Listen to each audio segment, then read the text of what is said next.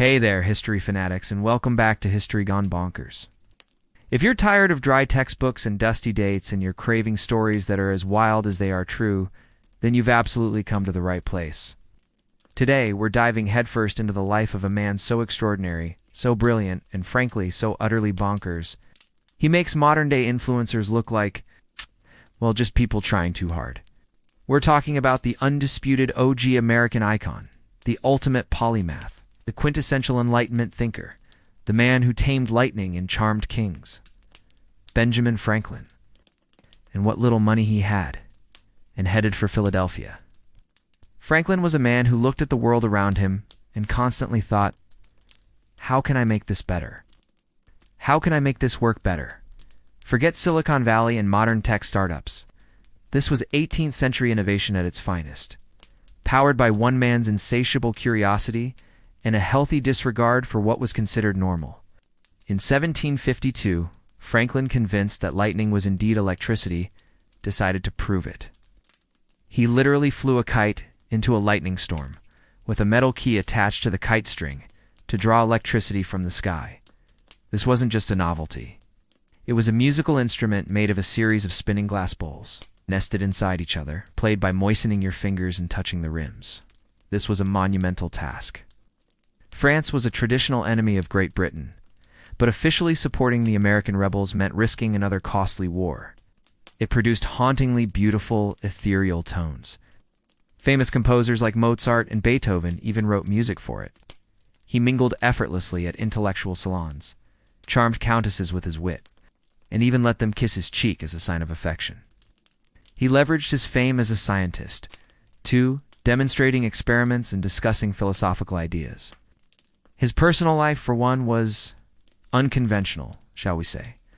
He spent years living abroad in both England and France, separated from his loyal wife Deborah, back in Philadelphia. He wrote incredibly funny, but also incredibly biting, satirical pieces, often aimed at the British government or his political opponents. He was not just a spectator, but a central player in the founding of the United States. He was a champion of public good founding, America's first lending library establishing the first volunteer, fire department developing the first municipal lighting system, and playing a key role in establishing what would become the University of Pennsylvania, essentially laying the groundwork for much of modern civil society and public institutions that we often take for granted. He was instrumental in drafting and signing the three foundational documents that created America: the Declaration of Independence, the Treaty of Paris, and the U.S. Constitution. His fingerprints are literally all over the birth of a nation. For example, An Edict by the King of Prussia cleverly mocked British colonial policies. While wildly effective and entertaining, his life is a masterclass in self-improvement, relentless curiosity, civic engagement, and the sheer power of quirky genius. If you enjoyed uncovering these outrageous facts, if this story revealed something new and exciting to you, then please give this video a like. Every single like truly helps our channel grow and share more of these incredible forgotten stories with a wider audience. And if you haven't already, make sure to subscribe to History Gone Bonkers right now.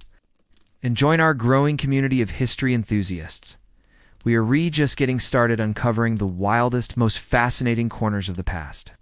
He was a man who lived without limits, constantly learning, constantly inventing, and constantly pushing the boundaries of what was possible, all with an irrepressible spirit.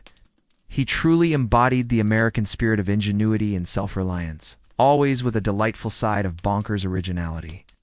His unconventional diplomatic methods and his willingness to use humor as a weapon certainly raised eyebrows among his more traditional colleagues and even some of his American counterparts, who found his celebrity and informal approach a bit unstatesmanlike. When you're trying to birth a nation and challenge an empire, sometimes you need a little bonkers in your strategy to cut through the red tape and win over powerful allies. His social life in Europe was vibrant, leading to plenty of speculation and gossip. His image was everywhere, on medallions, snuff boxes, and even chamber pots.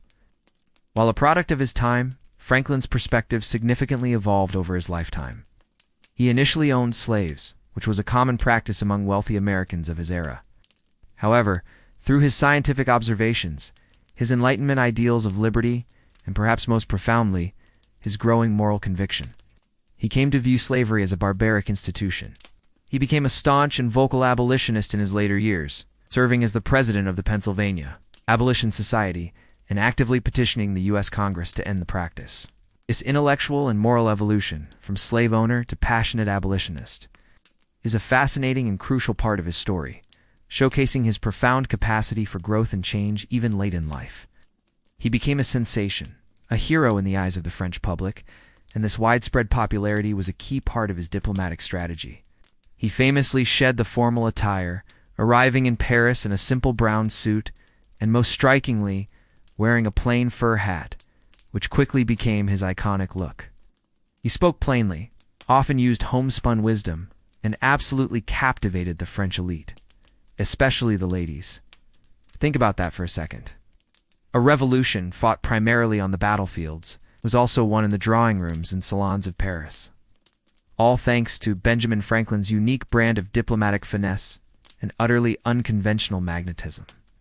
Without Ben Franklin's charm, offensive, his strategic bonkers, and his profound influence on the French court, there might simply not be a United States as we know it today. He was the ultimate celebrity diplomat, a living embodiment of the noble savage ideal that was so popular in Enlightenment France. But here's the bonkers twist. Its otherworldly sound was rumored to drive people insane, cause convulsions, and even summon spirits. Only Ben Franklin could invent something that was both enchanting and potentially sanity-shattering. He also charted the mysterious Gulf Stream, improved street lighting in Philadelphia, designed more flexible urinary catheters, and even created swimming fins for his hands. His mind was a perpetual motion machine of observation, problem-solving, and sheer inventive audacity. Folks, let me be abundantly clear. Do not try this at home. This audacious stunt, which absolutely could have ended in instant electrocution and turned him into a pile of ash, successfully demonstrated the electrical nature of lightning. And what was the practical outcome of this incredibly risky bonkers endeavor? It led directly to his invention of the lightning rod, a simple yet revolutionary device that safely channels electrical charges from lightning strikes into the ground, protecting countless buildings, churches, and homes from fiery doom to this very day. So next time you see a lightning rod perched on a rooftop, silently thank Ben for risking his life and perhaps a limb or two for science and public safety. Or how can I make this even weirder? He was a natural problem solver, a community builder, and essentially invented the concept of self-improvement clubs. Annoyed with having to switch between different pairs of glasses for reading and for seeing distant objects, boom, bifocals. He simply cut his two lenses in half and put them together in one frame. Problem solved. Cold house and inefficient fireplace. He designed the more effective and safer Franklin stove, which conserved fuel and heated rooms far better than traditional open fireplaces. He founded the Junto, a group of fellow tradesmen who met weekly. They weren't just hanging out, they were discussing philosophy, debating politics, sharing the latest scientific discoveries, and even critiquing each other's work and morals. This guy was crowdsourcing genius and fostering intellectual growth before the internet even existed. He was building a network of thinkers, laying the intellectual groundwork for his future, profound impact on society. It was a clear sign that Franklin wasn't just interested in making money. He was interested in making progress. He arrived in the city in 1723 with just a few coins in his pocket, a roll of bread under each arm, and a burning ambition too. Well, print stuff, and print stuff he did. With an incredible work ethic and a shrewd business mind, he didn't just find work.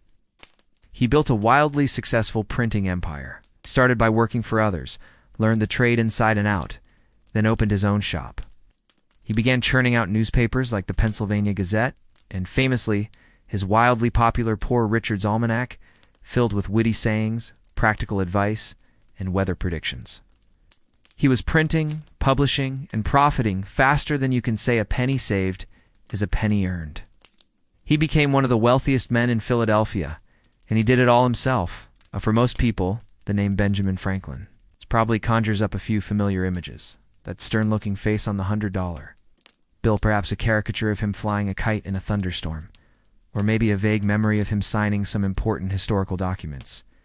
He was a self-taught scientific genius whose discoveries practically laid the groundwork for modern life. And he was a diplomatic maestro who quite literally schmoozed his way into saving a nation. Often with a twinkle in his eye and an unconventional trick up his sleeve. And, oh, did I mention he liked to swim naked in the Thames River in London, demonstrating his own unique swimming strokes to passersby? Yeah, you heard that right. Stick around, because this is the story of Benjamin Franklin, and his history truly went bonkers. But trust me, folks, the man behind those familiar images was so much more than a static portrait or a simple textbook entry. It's a story of sheer, unadulterated genius, an insatiable curiosity, and a whole lot of gritty hustle. If you're ready to have your mind blown by some truly bonkers history you won't find in textbooks, do me a quick favor and hit that like button right now. It genuinely helps more people discover these incredible hidden stories. Okay, now back to Ben. He was a runaway apprentice who, against all odds, became a global superstar. So, how exactly does a scrawny, 15-year-old kid who bails on his apprenticeship in Boston, essentially running away from home, end up as one of the most revered figures in American and even global history? Young Ben, after a brief, unpleasant stint as a printer's apprentice to his older brother in Boston, packed his bags, but printing, as successful as it was just his warm-up act. Now let's get to the really good stuff, the truly bonkers part that makes Franklin stand out. Franklin the inventor. His most famous, and perhaps most dangerously bonkers, experiment involved a kite, a key, and a thunderstorm. Yes, you heard that right. But his inventive genius didn't stop with taming the forces of nature. And then there's his most peculiar invention, the glass armonica. Sent to France in 1776, during the darkest days of the American Revolutionary War, his mission was clear: secure crucial financial aid, military supplies, and most importantly, official recognition and an alliance from the powerful French monarchy. While other American diplomats might have arrived stiff and formal, dressed in elaborate wigs and powdered finery, Franklin, in his infinite wisdom and strategic bonkersness, embraced a completely different persona. He didn't just attend polite meetings, he immersed himself in French society. He essentially charmed France into bankrolling the American Revolution, providing the crucial naval power, soldiers, and vast sums of money that were instrumental in securing American independence. Of course, no historical figure, especially one as long-lived and impactful as Franklin, is without their complexities, nuances, and even controversies. And then there's the incredibly important and often debated topic of his views on slavery. And let's not forget his often cutting wit, which sometimes landed him in hot water. Benjamin Franklin's legacy is immense, tangible, and still profoundly impacts our world today. Beyond the political, his inventions, from the lightning rod to bifocals, continue to improve our daily lives centuries later. What truly makes Benjamin Franklin so enduringly fascinating, so endlessly watchable, and so delightfully bonkers is his incredible relatability, even in his moments of extremism. Wasn't that just a bonkers ride through history?